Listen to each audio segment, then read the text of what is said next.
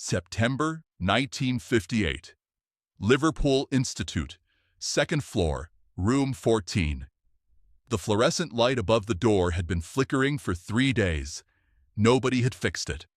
It stuttered against the gray morning coming through the windows, throwing irregular shadows across 8 students sitting in a wooden semicircle, guitars balanced on their knees, eyes on their sheet music, trying very hard to look like they were paying attention.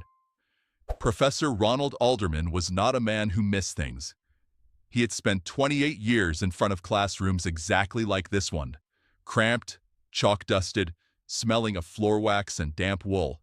And in those 28 years, he had developed an instinct for the precise moment a student stopped listening. He could feel it before he could see it. A slight shift in posture, a stillness that was too deliberate, eyes that had technically stayed on the page, but it stopped moving across it. He felt it now. He stopped speaking mid-sentence, set his chalk down against the tray. The scrape of it against the metal was the only sound in the room. Then he turned. At the far end of the semicircle, a boy with dark, overgrown hair and a beat-up hollow-body archtop guitar across his knee was not looking at his sheet music. He was not looking at the board. He was not looking at anything in the room at all. His left hand was moving silently along the neck of the guitar, fingers pressing, releasing, shifting, rehearsing something private, something that existed entirely inside his own head, something that had nothing to do with the etude in C major, written on every music stand in the room. Alderman took 3 slow steps forward and raised one finger. "You, stand up. Come to the front and show the class exactly what is so important that it cannot wait." For a moment, no one moved.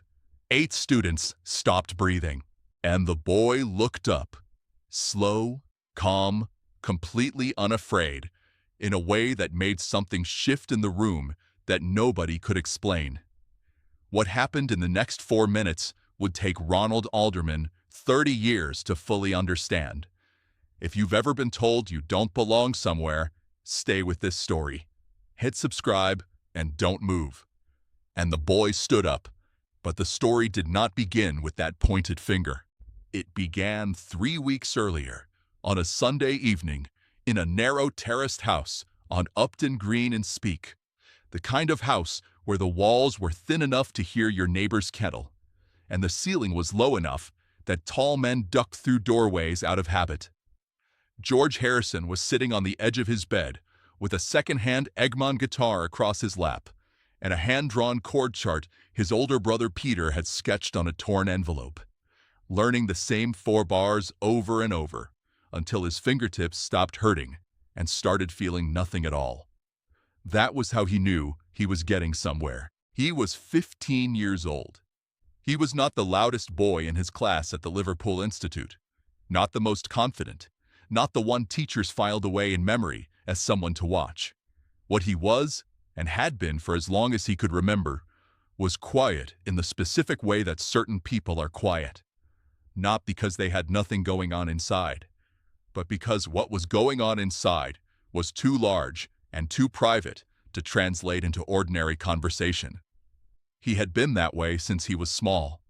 His mother Louise understood it. She had watched him practice until his fingers bled, and said nothing except what needed to be said. Keep going. His father Harold, who drove a bus for Liverpool Corporation, said very little about the guitar, but never once asked him to put it away. The Egmont had cost Louise £3 and 10 shillings, bought from the older brother of a classmate who had moved on to other things. It was a cheap instrument. The action was high. The tuning pegs slipped in damp weather, and the neck had a slight warp in the 3rd position that George had learned to compensate for without thinking. He did not care. He would have played a worse guitar. He would have played anything. He had taught himself from library books, from records borrowed from the Speke Branch Library, from sitting very close to a second-hand radiogram in the front room and pressing his ear toward it, while a Django Reinhardt record turned on the platter. He did not read music. He did not know what diaphragmatic breathing meant, and would not have cared if he had.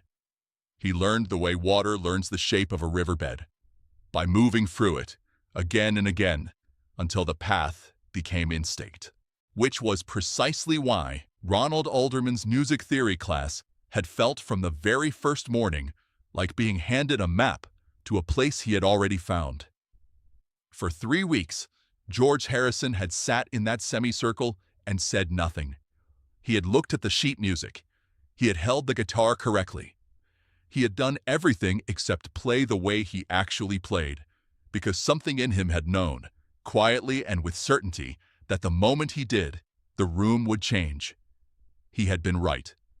George walked to the front of the room the way he walked most places, without hurry, without performance, the guitar hanging at his side like something that belonged there, the way an arm belongs to a shoulder. Alderman stepped back toward the blackboard and crossed his arms over his chest. He had done this before, called out the distracted student, put them at the front, let the room watch. It was not cruelty, it was method. 28 years of method. In his experience, public exposure was the fastest cure for private inattention.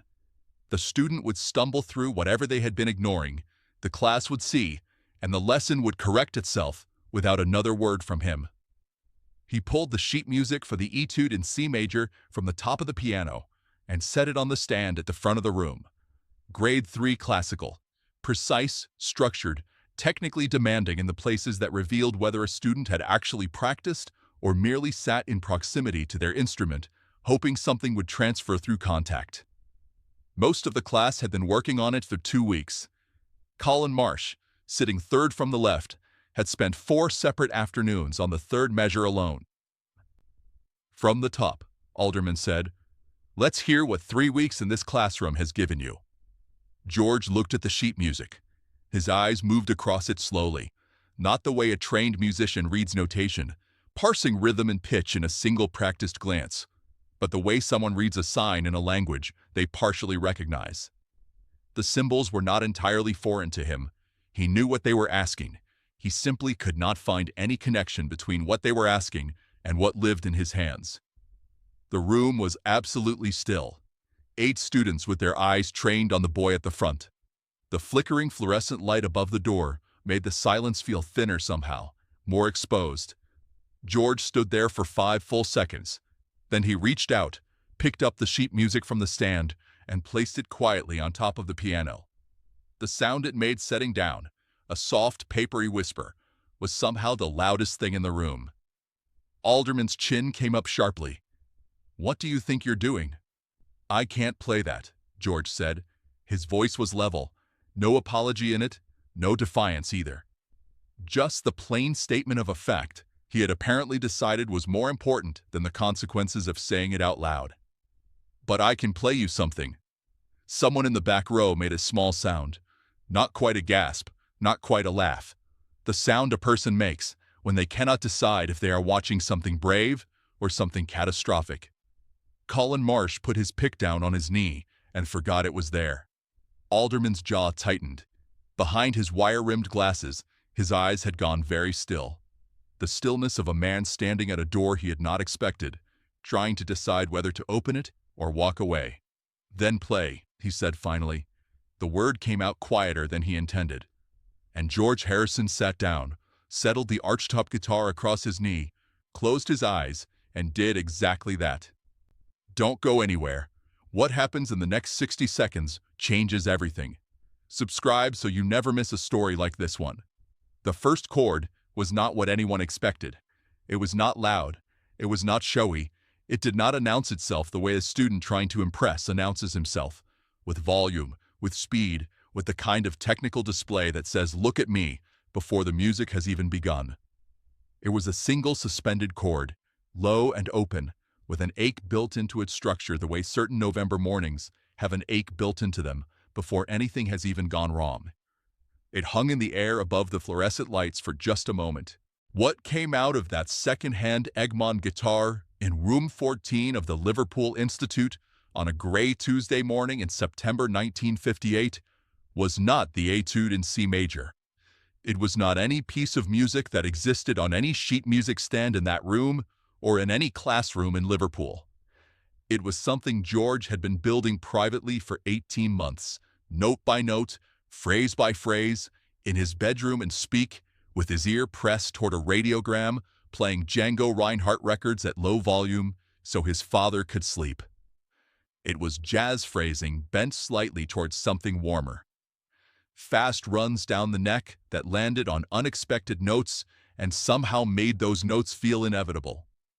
Hammer-ons and pull-offs threaded together so fluidly that the individual techniques disappeared, and what remained was simply the sensation of music that knew exactly where it was going and was in no hurry to pretend otherwise. The room changed on the third measure. It did not change loudly. Nobody stood up, nobody said anything, but something shifted in the quality of the silence.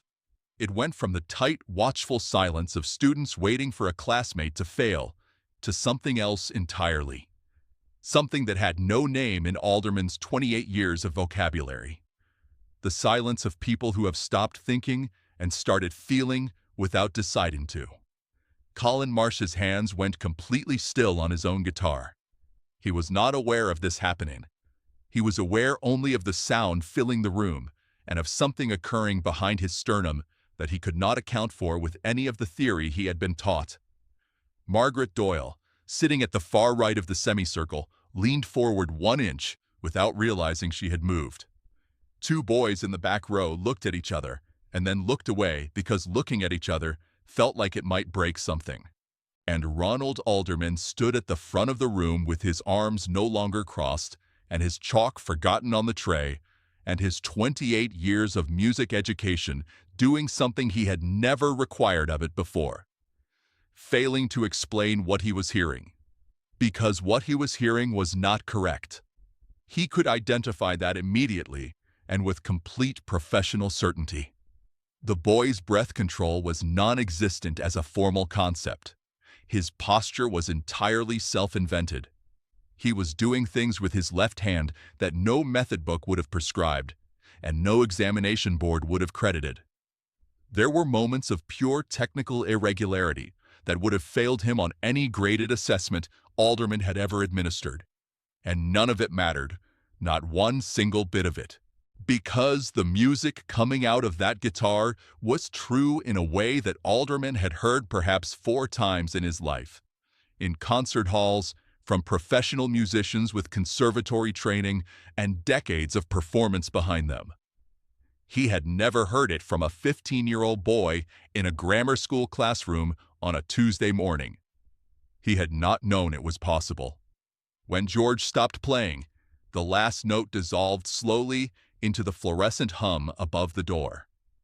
Nobody moved. Nobody applauded. Because applause would have meant returning to the ordinary world. And nobody in that room was ready to do that yet. 3 seconds passed, then 5.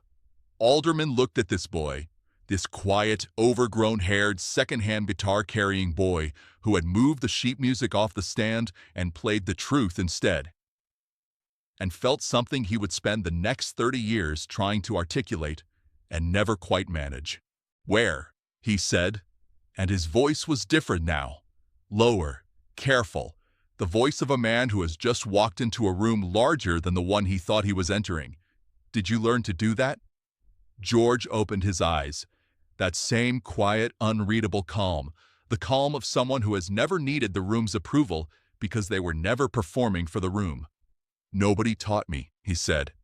And for the first time in 28 years of teaching, Ronald Alderman had absolutely nothing to say. The class did not erupt. That is the detail worth holding on to. There was no burst of noise, no sudden release of tension the way a classroom usually releases when something extraordinary interrupts the ordinary. The 8 students sitting in that semicircle stayed exactly where they were, in the same positions they had been in for the last 4 minutes, as though moving too quickly might disturb something still settling in the air around them. The flickering fluorescent light above the door continued its irregular stuttering. Outside on the street below, a milk float rattled past on the cobblestones. The world outside room 14 had no idea what had just happened inside it. Colin Marsh was the first to speak. He did not raise his hand. He did not look at Alderman for permission. He simply said, quietly and with complete seriousness, "Play it again." Not as a request, as a statement of something he needed. Alderman turned away from the front of the room. He walked to his desk, pulled out the wooden chair, and sat down, something he almost never did during a class. He picked up his pen, set it down, picked it up again. Around him, the class had begun to murmur, quietly at first, then with growing energy. Students turning to each other, asking questions in low, urgent voices.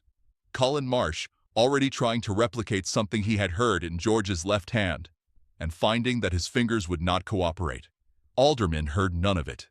He was working through something privately, the way a man works through a calculation he did not expect to have to make. He had spent 28 years teaching students that music lived on the page.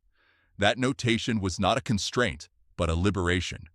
That the great composers had written things down precisely so that the music could outlast them, could be carried forward by hands that had never met them, could exist beyond the moment of its creation. He believed this. He had staked his professional life on it. And he still believed it, sitting at that desk while the class murmured around him. But something had walked into his room that morning that the page had not produced and could not have produced. Something that had not come from a library book or a chord chart or a conservatory curriculum. It had come from somewhere else, from 18 months of a boy and a radiogram in a terraced house in Speke. From fingertips that had bled and kept moving, from a quality of listening so deep and so private that it had generated its own language without asking anyone's permission. Alderman was not a man given to sudden reversals. But that evening, alone in his flat on Ullett Road, he sat down at his upright piano and played the Etude in C major from memory, all the way through, cleanly and correctly.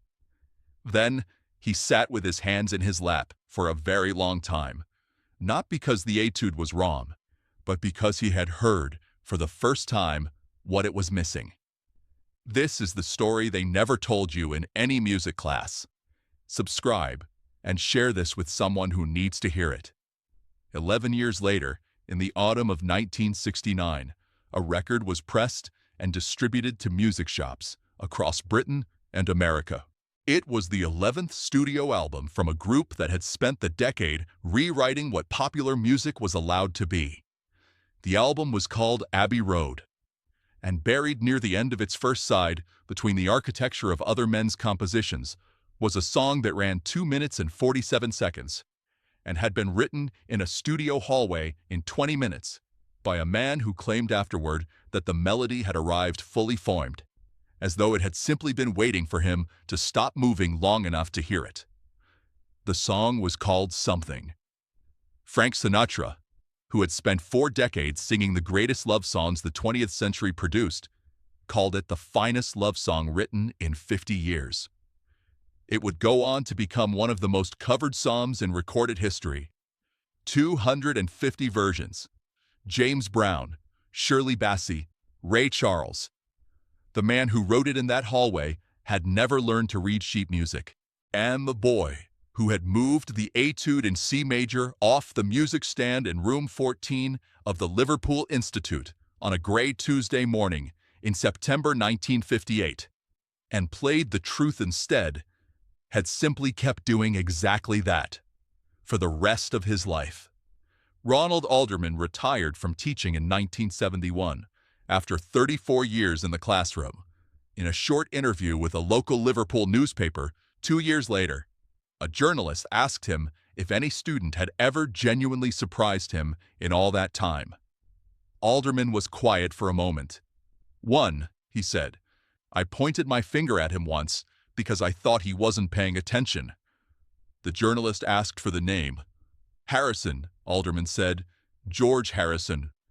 Then he added something quietly, almost to himself, that the journalist nearly did not print. Turns out he was paying more attention than anyone else in the room. Just not to me. Colin Marsh became a session guitarist. He spent 40 years playing on other people's records. 4 chart singles, 2 national tours, countless studio sessions in Manchester and London, and once in Nashville, Tennessee. He was good. Consistently, reliably, professionally good. He read sheet music fluently. He understood theory deeply. Ronald Alderman would have been proud. In 2001, a small music publication asked him when he first understood what music was truly for. He did not hesitate. September 1958, he said, "A boy in my class moved the sheet music off the stand and played something instead. I've been chasing that sound my entire life." George Harrison died on the 29th of November, 2001. He was 58 years old. At his bedside were the people who had loved him longest and known him best. He had spent his final years the same way he had spent his first, quietly, seriously, listening to something most people could not hear, trying to get closer to it with every note he played. He never did learn to read sheet music. Room 14 at the Liverpool Institute is gone now. The wooden chairs and the music stands and the flickering fluorescent light and the blackboard with its notation, all of it gone. But on one gray Tuesday morning in September 1958, a 15-year-old boy with a second-hand guitar and bleeding fingertips moved a piece of paper off a stand and played the truth instead. And the truth, it turned out, had a melody that 50 years could not silence. If this story moved you, subscribe, share it, and leave a comment below. These stories deserve to be heard.